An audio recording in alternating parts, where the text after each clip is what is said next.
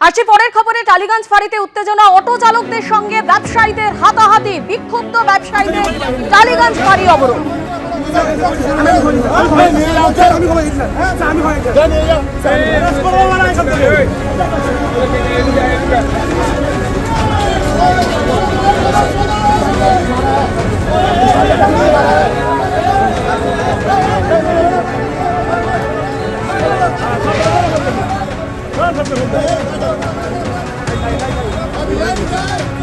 সরাসরি আমাদের প্রতিনিধি পার্থ প্রতিম ঘোষ এই মুহূর্তে আমাদের সঙ্গে রয়েছেন। পার্থ, তোমার কাছ থেকে এই মুহূর্তে ছবিটা কি জানতে চাইবো, কারণ বেশ কিছুক্ষণ হয়ে গেল টালিগঞ্জ বেহালা রুটে বন্ধ রয়েছে অটো চলাচল।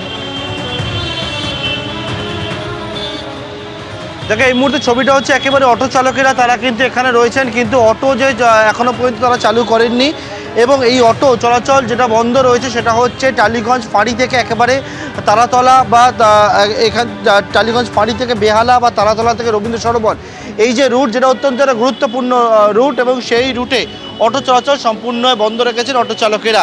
তারা যে বিষয়টা বলছেন, এই অটো চলাচল বন্ধ কিন্তু আজকের থেকে নয়, গণ্ডগোলের সূত্রপাত হয়েছিল আগে থেকেই, কালকের থেকেই অটো চলাচল বন্ধ রয়েছে, যার ফলে যাত্রীরা একটা সমস্যার মধ্যে পড়ছেন। এই যে জায়গায় দাঁড়িয়ে রয়েছি তারা বলছেন তারা অটো নিয়ে এখানে রয়েছেন কিন্তু অটো চালাচ্ছেন না, কারণ হচ্ছে এখানে 3 জন ব্যবসায়ী রয়েছেন এমন যাদের সঙ্গে অটো চালকদের এই গণ্ডগোল। সেটা হচ্ছে কি কারণে? অটো চালকরা তারা বলছেন তাদের একটা ইউনিয়ন অফিস ছিল দীর্ঘদিনে, সেই যে ইউনিয়ন অফিস, সেই ইউনিয়ন অফিসটি তারা সংস্করণে কাজ করছে, রেনোভেশনে কাজ করছেন এবং সেইটা করতে গিয়ে সামনে 3 জন ব্যবসায়ী, তার মধ্যে 2 জন ব্যবসায়ী তারা বলছেন যে এখানে কিন্তু তাদের একটা শেড করে দিতে হবে এবং সেই শেড অটো চালকেরা তারা বলছেন তারা কেন করে দেবেন, এই নিয়ে হচ্ছে তাদের মধ্যে গণ্ডগোল এবং সেই গণ্ডগোল থেকে একেবারে অটো চলাচল সেটা বন্ধ রয়েছে, যার ফলে যাত্রীরা দুর্ভোগের মধ্যে পড়ছেন। অটো ইউনিয়নের যিনি নেতা রয়েছেন তার সঙ্গে কথা বলবো। একেবারে অটো চলাচল মানে আপনারা যে বন্ধ রেখেছেন, যাত্রীরা তো অসুবিধার মধ্যে পড়ছে, মানে এখন কি বন্ধ থাকবে? আপনি জানেন না, মাধ্যমিক পরীক্ষা আমি অটো ফ্রি করি ছাত্রদের জন্য, যারা মাধ্যমিক পরীক্ষা দেয় তাদের জন্য আমি অটো ফ্রি করে দিই। এখন কি অটো বন্ধ থাকবে? এখন অটো বন্ধ আছে, সমাধানটা হয়ে যাক তারপর অটো চলবে। আপনারা তো পুলিশের সঙ্গে একাধিকবার বসেছেন, সমাধান কি হচ্ছে না? এখনও সেরকম ডিসিশন হয়নি, নেতৃত্বে একটা ডিসিশনে এসছেন, আমি যাচ্ছি কথা বলবো। আমার তো একটাই সমস্যা, আপনাকে বারো বলছি, আমার অফিস ছিল, রিপেয়ারিং করছিলাম, ওদের বক্তব্য ওদের পুরো টিনের সেট করতে হবে, আমার তো সেই ক্ষমতা নেই রাস্তার উপর টিনের সেট দিতে পারি না আমি, এইটাই হচ্ছে কথা।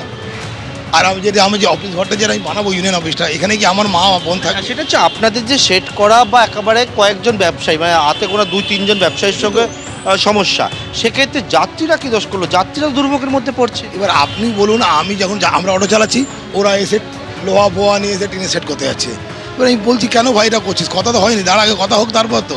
আমাদের ছেলে রেগে যাচ্ছে, বাইরে থেকে বহিরাগত নিয়ে এসছে, অনেক ছেলেদের নিয়ে এসে যারা আমাদের ওয়ার্ডে থাকে না, এই ওয়ার্ডের ছেলে না, অনেক ছেলে বাইরে থেকে নিয়ে এসে এখানে ঝামেলা করেছে এবং পথ অবরোধ করেছে।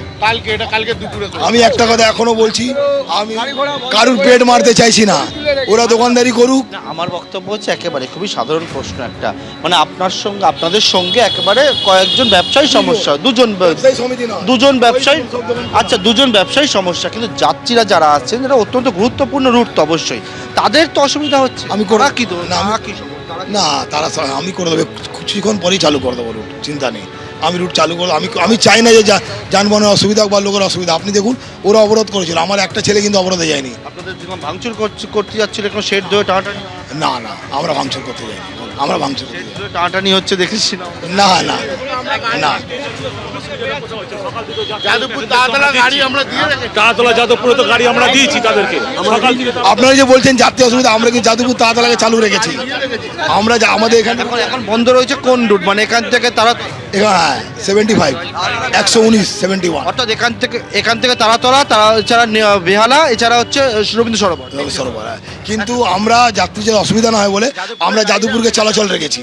দেখুন প্যাসেঞ্জার যাচ্ছে যাদবপুর, অন্য রুট, এটা আমারই ইউনিয়নের পক্ষে, এটা আমারই ইউনিয়ন। তারা বলছেন যে যাত্রীদের অসুবিধা হচ্ছেন সেটা তারা বুঝতে পারছেন এবং আগামী দিনে তারা হয়তো অটো চলাচল চালু করে দেবেন সেই আশ্বাস দিচ্ছেন, কিন্তু এখনও পর্যন্ত অটো চলাচল বন্ধ রয়েছে। একেবারে এখানে যে গণ্ডগোলের পরিস্থিতি হয় এবং তার পরবর্তীকালে সমাধান সূত্র থানায় গিয়েও বেরোয়নি, এখন দেখার বিষয় পরবর্তীকালে সমাধান সূত্র সেটা বেরোয় কি না।